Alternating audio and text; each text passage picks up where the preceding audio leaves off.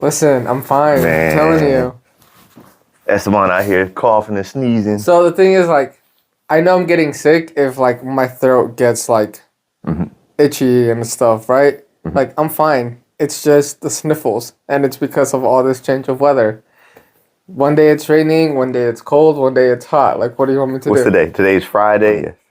Uh-huh. Let's check back in Sunday night. I promise you.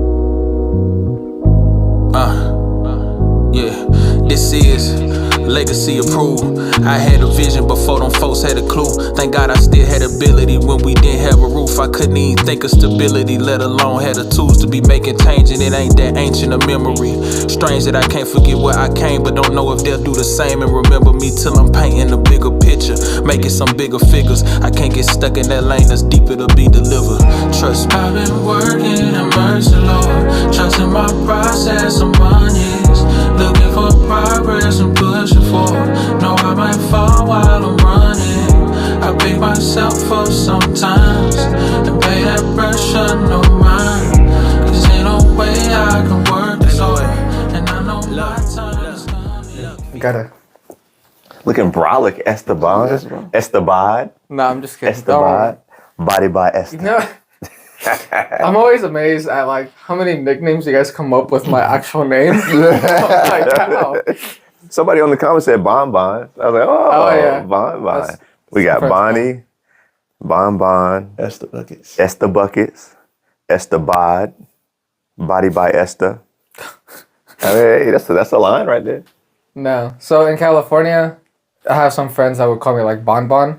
So I kind of like transferred to New York. But like my whole family, they call me Bon. So even like my nephew, he's like, oh, Theo Bon. And like, it doesn't say my full name. Does he know your full name? Probably not, to be honest. I asked my daughter the other day, well, not the other day, probably a couple weeks ago. I was like, so what's my name? Daddy. I'd be like, what's my real name? Daddy. I was like, well, so what's his name? Nick. What's her name? Kaylin. What's my name? Daddy. I'm like, you don't have a name too, right? So I feel like she should know that. I think I dropped the ball somewhere.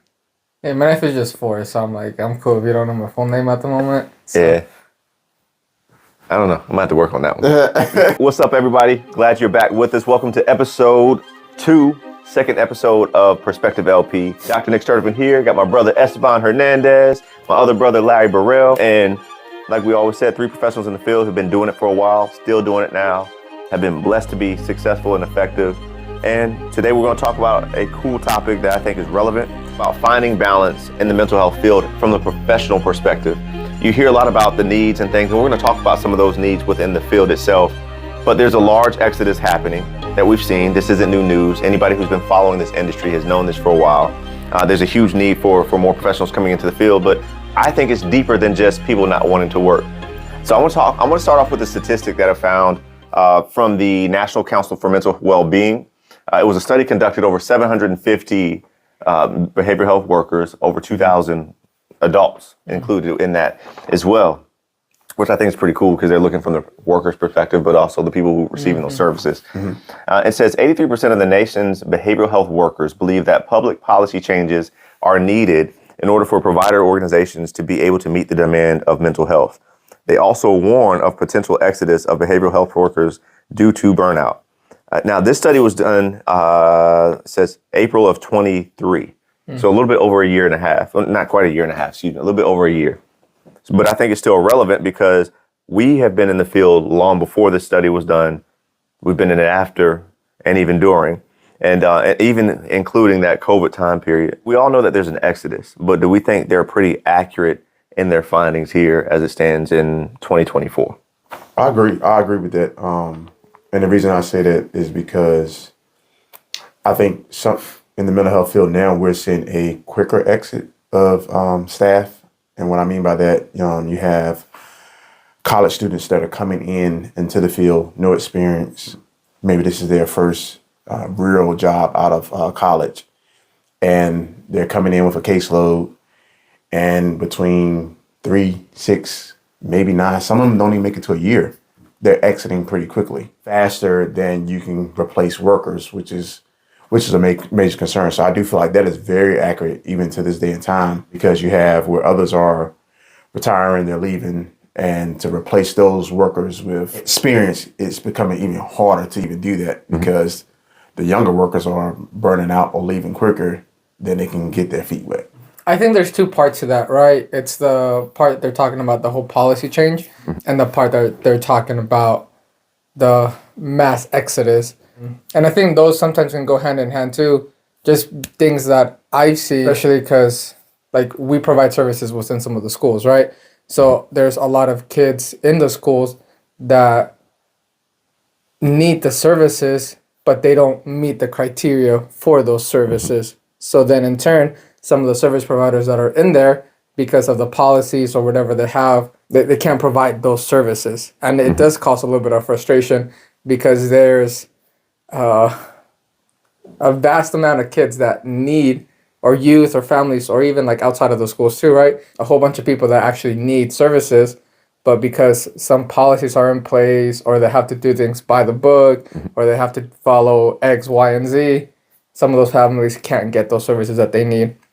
And I think that has a big part to play in that mass exodus as well, because people get frustrated. You come into this field because you want to make an impact, you want to do something, you want to help somebody, but when your hands are tied behind your back because of all the policies that are in place, you can't really do that. So that causes frustration, that causes people to leave because they can't do the job that they came to do. One thing I think too, and part of that frustration is when you're not getting the outcomes that you want. Yeah. And I was reading an article, I can't remember where, but it was talking about how job satisfaction decreases when outcomes decrease, right? Because as human beings, we like that instant gratification. There's a piece of that that keeps us going. And so when you're getting hit after hit after hit, negative outcome after negative outcome, it does wear on you. One thing that I think, and Larry, I'm going to lean on you because you're in that the licensed professional space. Is it safe to say that this is probably some policy changes have happened over the past 2 years to where it's easier to become licensed than ever before? Is that fair? Yeah, it is.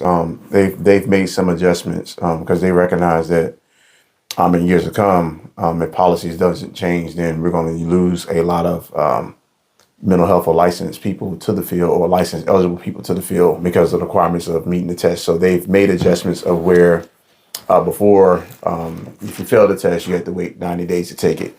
Well, now it's dwindled down to you can retake the test in 30 days. And so now they've also added where you can take the NCE test to become licensed as well. Is that just for Virginia or is that nationwide? Yeah, I know that's for Virginia. Okay. It could be nationwide. I haven't looked at the nationwide, but I know this is in Virginia. Now, I know Virginia is one of the hardest places to get licensed, so I'd imagine if Virginia's doing that, the nation's already following. Yeah. There's a place for licensed folks. You know, that's the thing. But I don't think there's enough focus on the non-licensed folks.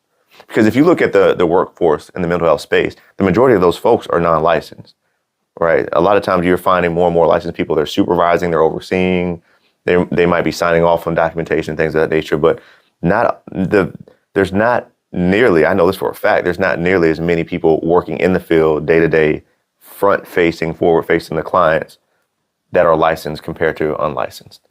There's more people unlicensed working than licensed. Yeah. And so that brings it, to a whole nother thing, what are the values? Is there true value in the licensed professional? Is there true value in the non-licensed professional? Like you said, it's frustrating, but where do you think we need to go? What's their solution? It comes with a deeper understanding of like the field as well. And especially when we're talking about the whole licensed versus unlicensed, I do think both of those have very positive attributes about them, but they also have some not so good attributes about them too. I think a lot of the times when the people that get frustrated are those that are newer to the field and they don't understand the ins and outs and background of what goes into making stuff work. So I think that deeper understanding, and part of it is the education piece. Once you go through your whole tenure of education, like you do come out with a deeper understanding of, oh, this is why we do this thing. This is why this happens. This is why this happens. Because I know for me, I was very frustrated sometimes when I first started working, but it was because in my first job on the field. I didn't have a bachelor's degree at that point. I just had a high school education. I came into it like, oh, this is going to be great. We're going to do all these changes, all this other stuff. But then it was like, why is nothing happening? Like, what is going on here?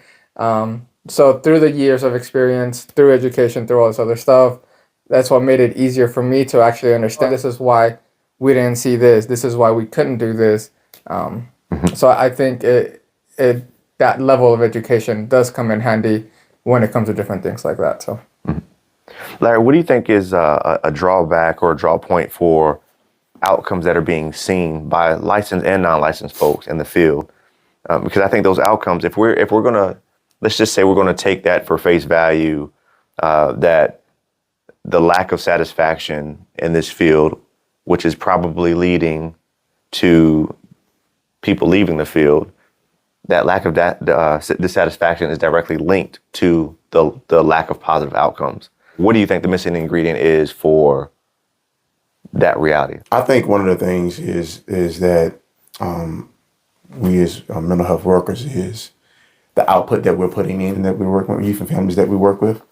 And so I feel like we're putting more out than we want out of the actual service. And so, yes, we want them to accomplish the goals that are set before them, the goals that have been set, but they are the families that we service is they don't want to actually like work towards meeting those goals. And so you have the worker working harder than the actual clients that we're servicing, which one, it creates frustration. It raises questions like why I'm actually in the field.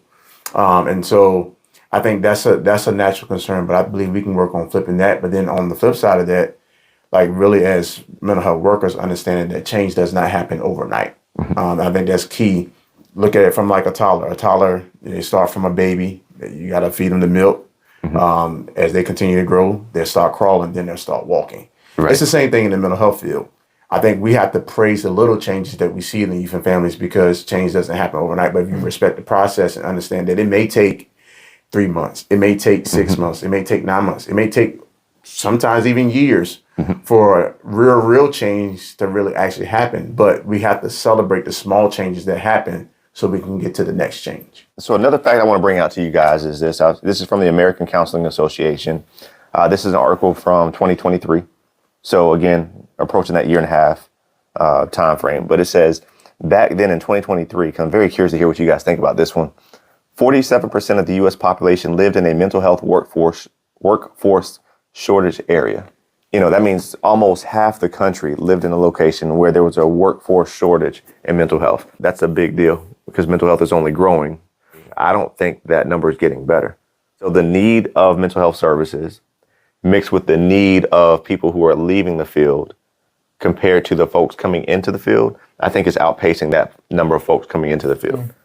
It seems that that's the national trend right now. And Larry, you can speak to that because you're more in that space. Especially from a license standpoint. What do you see when you're hearing those numbers? I think it's definitely concerning because I think about all the rural areas that are in the state of Virginia, even little smaller localities where they're 40, 45 minutes, maybe close to an hour from the next, I'll say, bigger city. And so, for instance, even if you're talking about, you know, a crisis or a crisis incident that occurs in a rural community or a smaller community, sometimes it can take a worker maybe over an hour. That is I'll say, quote, 24-hour response to get to that family. So then my concern is, well, there's a lot that can happen between an hour or hour and a half or wherever the work is coming from to get to that family that's in crisis. So them not having that access to someone that's even closer is definitely a concern because naturally it would be beneficial if someone was 30 minutes away, they could respond. I know sometimes now you have it where you can call into a CSB and they would talk them through the crisis or see if there's something that's more extensive that they need. But even still, if you're not got hands-on a crisis or really don't know the extent of their family or their needs or their goals or services or what's kind of transpiring with their youth and family, sometimes it puts us at a lost cause. I mean, you're touching on engagement, right? Which is something that we talk about a lot and that we deal with a lot. I mean, you all know the 5 phases of human engagement is what we've always used. And I mean, we've trained licensed clinicians, we've trained non-licensed professionals, we've trained business professionals across different industries. It's just an engagement approach that I think people miss out on. But engagement in general, I mean, and you all tell me what you're thinking, but engagement in general as a society is misunderstood. We think engagement is you talk to me, give me your perspective, I give my perspective, and we see who wins or we see who has more influence over the other person. Well, that's not proper engagement, especially in the mental health field. You know, it's about understanding. Engagement is all about understanding. And so, yeah, I think that's a big piece that's missing across all disciplines in the mental health education field, licensed or not. You know, people who go to school, licensed and unlicensed, they learn the theories, they learn nice techniques they can use and things of that nature, but they're never taught how to engage, right? So we can have all these treatment modalities, we can have all of these definitions and theories that we can pull from, but if we don't know how to initiate the engagement properly, what's the real use of it? You know, and we talked about it from the first episode, you know, cultural differences. You know, how do you break down the barriers of the cultural difference?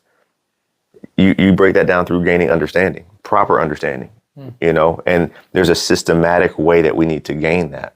That's not taught. How to engage is not properly taught, nor is it invested in at a governmental level or educational level because it's hard to quantify. When you can't quantify things, it's hard to put dollars behind it, because it's hard to justify it. You know, in our approach and what we do, and why I took the role of really dissecting and creating an engagement approach that's effective across all demographics, is because I knew the value would be seen after it was done, after it was implemented. And so we were just in a position where we could do that and not have to worry about the money on the front end. We didn't have to worry about the money on the front end to support the research and everything that went into the development of it. So that now that we're doing it, hey, we're producing these outcomes, but this is why. I think we could be further along as a society, but that's a reality that we're looking at. One thing you do, Esteban, you're a master engager. How are you engaging folks in and out of your community, you know, to be effective? I think, appreciate it. I don't know about master engager. I just like talking to people. I've seen it. I've seen it. Look, y'all are two of the people whisperers, man. I've seen both of y'all do some stuff. Yeah. No, I think for me, it's kind of like what you were saying earlier. It's just that understanding piece. The way I see engagement is how it's so often painted is like, what can I get out of you? You know, like I'm going to engage with you. I'm going to talk with you because I need something from you. The way I've kind of always gone about it, even when I was younger, a teenager growing up and all this other stuff, it was always like, let me just get to know you, like as a human, like as a person, like what do you like? What are your interests? We'll get to all that other stuff eventually later down the road, but like, let me just talk to you. Let me just get to know you. And one of the things that I appreciated about the 5 phases of human engagement when I first learned about them, it was like, it clicked on my head because it's like, this is what I do normally, but now actually there's like an actual structure behind it. And then there's names to different things and different stuff like that. So it was kind of like something that I can add to what I was already doing without even realizing I was doing it already. So often, especially in the mental health field or as licensed therapists or counselors, like you were saying, we get so caught up in the things that we learn from school, all the procedures and structures and diagrams and every other thing that like, this is how it should work. People are people. Just because you have the cheat sheet, quote unquote, about how things should be, that does not mean that's how things are going to be. And I think that so often is what gets hemmed up. And that's one of the things that I appreciate about the non-licensed people. They don't have all the diagrams and structures and things they're supposed to follow. They're just out here talking to people. That's why I highly appreciate some of the team members that I work with. Some of them are pastors. Some of them work with the elderly. Others are college students. Like, it's a wide array of people. And none of them have the added letters behind their name, but they do fantastic work because they know how to engage with people.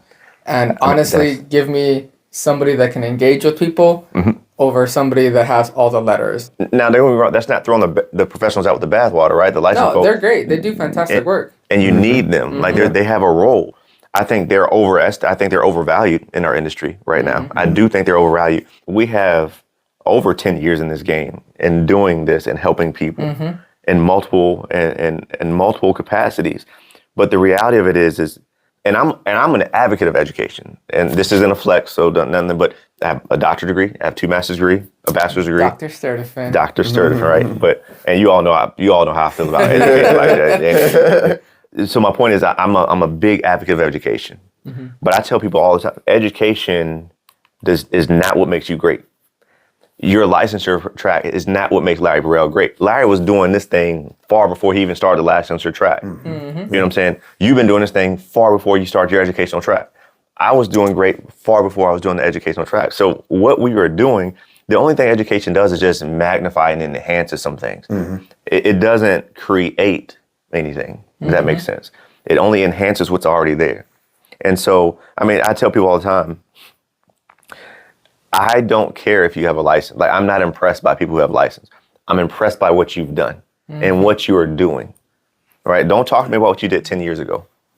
10 years ago isn't helping us right now. 10 years ago isn't helping that single mom or that single father trying to figure out and navigate life. And so I have a doctorate degree. There's a lot of dumb doctors out there. There's a lot of people with doctorate degrees who are just as clueless as can be. There's a lot of licensed professionals out there who are just as clueless as can be. Getting a doctorate degree, gaining a licensure just means you went through the proper steps to check those boxes to get that certification, that license. It doesn't mean you're effective. And that's what irritates me. Our system of care does not focus on that enough. Effectiveness, right? And so when you talk about people leaving the field because of dissatisfaction, that could possibly be linked to poor outcomes. Well, it's probably because you went through the process of getting all the credentials you needed, making the check mark, but you never learned how to be effective. And I think that starts with engagement, which is why I'm so passionate about it. We have to have the platform change. I love creating platforms for the licensed folks, for the passionate folks to do their thing on it. Our industry is so caught up on the status quo of the letters behind your name or in front of your name. And education is very similar cousin to that too. I'll get on education later because y'all know I feel very strongly about education and this whole tenure system, That'll which is crazy. podcast. That's a different podcast. I need you to get down and dirty. That's what I need. I need to know, can you get on that frequency with the person at that moment that you're working with? You know, and I don't think that's what we're seeing. But that's why I also appreciate the Larrys of the world who's doing both, you know, and the Espans of the world who's bridging gaps, especially from a cultural piece. You know, obviously that's one reason I was really hoping you'd be on the podcast because you bring an aspect that I don't know many other people that can bring. You know what I mean? And by the way, we're doing all this hubbed out of or headquartered out of Danville, Virginia, which for those of you who don't know, Google Danville. It's the middle of nowhere. It's not a big city, but it has a big impact in our historical values. As little and a bunch of nothing as Danville can be, there's a lot of impact that comes from this place. So, and we're just blessed to be able to be hubbed out here. We service all over the place, but headquartered of all places in Danville. It's important for us to really have people that have that life experience or that can really kind of tell a story that can relate to people who are going through something. Like I said, you can have all the credentials behind your name, but if you don't have a story to relate to somebody, you become unrelatable. And it happens, that's okay. But then what happens when you get to a place where you're running out of people or your people cases are getting full and you don't have somebody else to pass those cases on to? And you got to find more relatable people. And then it goes back to the shortages that we're experiencing in the field. Finding mental health workers it's tough. It's tough to find people to work in this field, whether that's African American males. It doesn't matter what your race is. It's tough to find workers. And some people they leave for a while and come back, but then those same people that leave, they end up leaving again. But I'll say in general that you got to have a heart for this field. It's you got to have a heart. You got to have a passion to kind of keep going and to really help the youth and families that we're servicing. That passion piece is something that can't be taught. So you can go to school for as long as you want to, but if you have that piece missing, then you might be ineffective in your tenure as a licensed professional. That's why I'm saying, like, And I say non-licensed too. yeah, I non-licensed. mean, you got a lot of non-licensed folk out there just trying to make a buck. Which Absolutely. I don't like, because this isn't a field you need to be pimping people out on. Oh, no. It's not what this is about. You don't go into this field to make money because as licensed or unlicensed, it's not the most profiting sometimes, you know? But I think the reward definitely is in actually seeing a person's life change. And if we do it just to check the boxes and do all this other stuff, then you can see all the lives change and still not be satisfied with it. I even say this on the flip side, because I'm a business guy at heart too, right? I believe in being effective. I'm just one of those guys, like, there's nothing wrong with making money if you're actually helping people, like really, really helping people. And you can back it up with outcomes and justification on why what you're doing works and why you should be compensated. I have zero issue with that. That's something in this field I don't like. A lot of people have that. But I would even say, in regards to what you're saying, making money in this field is a byproduct of doing things the right way. You know what I'm saying? Like, I wish society would get away from this space where if you make money, you're unethical. And that's the stupidest thing ever. People make money all the time. Look at these fast food restaurants making billions, killing people every day. Right? Like, what is it? Black people are the number one killer for black folks is heart disease, or obesity is like, we're the most obese nation in the world. Nobody's complaining about that. And they're just raking in billions, not helping a single soul, but get fat. Right? So, I mean, it just blows my mind. But again, I go back to profitability in this field especially is a byproduct of doing things the right way. Well, I'll say this. It's we sit around a lot of different tables. We participate in a lot of meetings, and it's discouraging to hear that you have a certain agency and they're doing the wrong thing and they're constantly still being used. Like, that is very concerning. Like, but then you have certain agencies that are trying to do things, do it by the book, be ethical, be responsible, but then you don't use them enough, and so we create an imbalance of, okay, are we supporting what's actually really right, or are we going to support those that are actually doing things wrong? And so, are the people that are doing it wrong, are they actually getting results, or are they actually, like you said, just doing it just to be in the field, just to get money, and families are not being helped? But then you have other agencies who are really hustling on the front end, working really, really hard, but then they're frowned upon, which is concerning. So I want to take a quick second just to discuss the book, The 5 Phases of Human Engagement. Critical book. I created it back in 2014 with the intention on helping people engage one another more effectively, saving time and getting to the root of the issue that you want to know, or getting to the root of the change that you would like to see. And so, guys, listen, I've taught licensed professionals, I've taught unlicensed professionals, I've taught everyday people, I've taught business people across all industries. This has really helped a lot of companies. This has helped a lot of people in their personal lives as well. The reason for that is that the fundamental principles of engagement does not change, whether you're talking about a personal interaction, whether it be a platonic or a romantic relationship, or if you're talking from the professional standpoint. And all of that incorporates into the mental health space as well. So I definitely encourage you to check this out. It will change your life. It has changed mine and thousands of others. Hope to see you soon. The link is in the bio below, and hope you get a copy. As we wrap this up and we're thinking about what we've talked about when we're talking about the decrease, the shortage of mental health professionals, but also the misconceptions between licensed, non-licensed, outcomes, pay, profit, whatever the case may be. What's the punchline that you want to leave the audience with?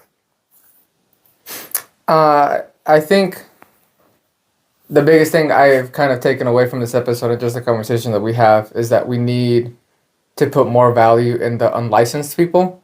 While, yes, licensures are great and they do bring a benefit to a lot of the services and a lot of, like, just the field in general, the unlicensed people are the unsung heroes, I guess I would call them, because a lot of the work that they do, it's either as good or even better than some of the licensed people that are out there. Right. And again, that's not a shot at anybody that's licensed. If you want to get your licensure, by all means, if that's what you want to do.